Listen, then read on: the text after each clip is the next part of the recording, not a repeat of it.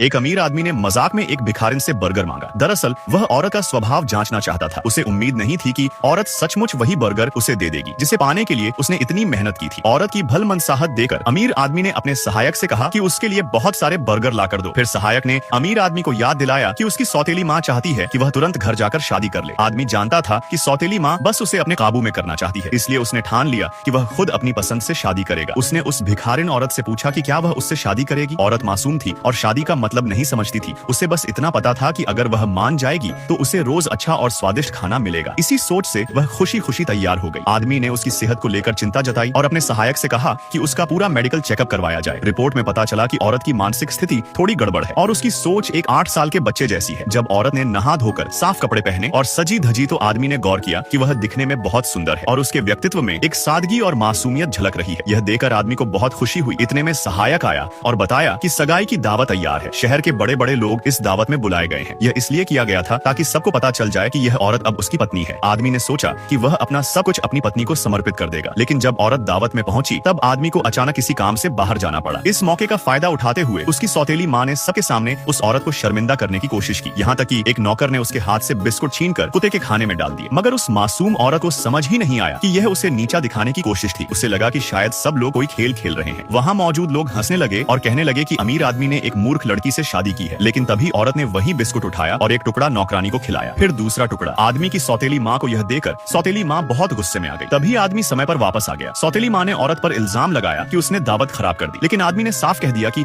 अगर उसकी पत्नी खुश है तो वही उसके लिए सबसे बड़ी बात है और वह अपनी पत्नी को सब कुछ देने के लिए तैयार है। और फिर पार्ट 2 के लिए लाइक करें।